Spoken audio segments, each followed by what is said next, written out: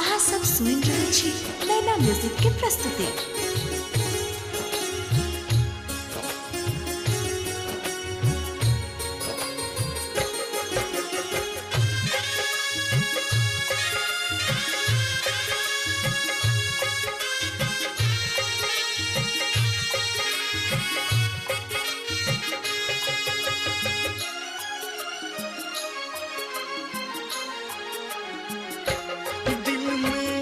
बसल छी सजनी, दिल में बसल छी सजनी, आह बन का परान कोना रहब आहा बिन, ओ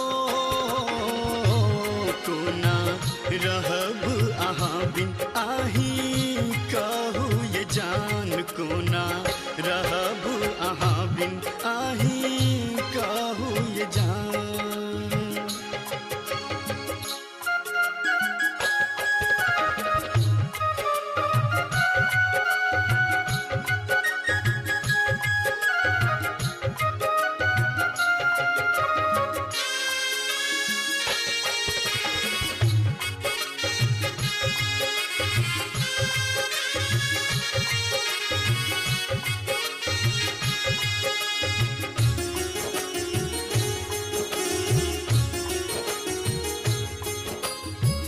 दिल में छियाही, धड़कन में छियाही, तन में छियाही और मन में छियाही,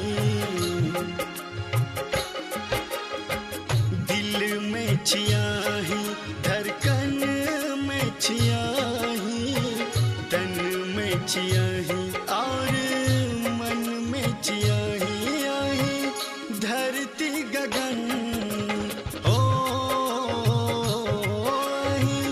धरती गगन और आही छी चान कोना रहब आहा बिन, आही कहू ये जान।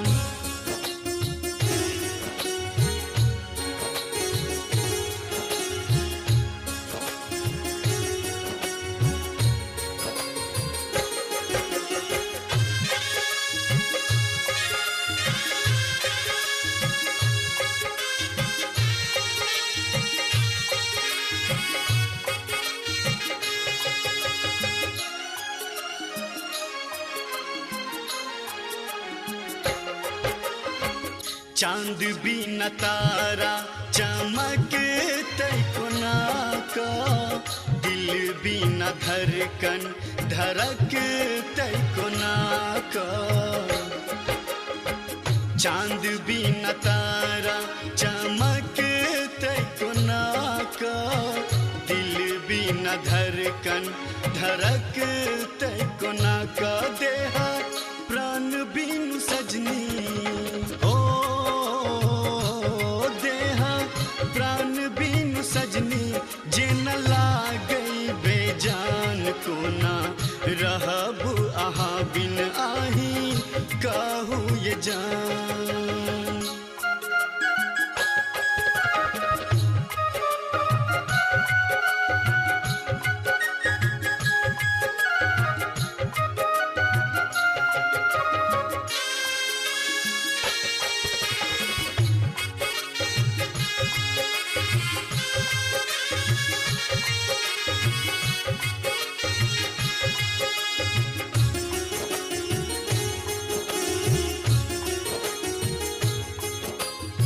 सुनू हाल हम किन केलो, दैयो वहाँ हमरा छोरी का गेलो, सुनू हाल हम किन केलो, दैयो वहाँ हमरा छोरी का गेलो, अब ने से दीवाना के जिंदगी, ओ अब ने दीवाना के जिंदगी, आहा के लिए वीरान कोना रहब आहा बिन, आही कहू ये जान।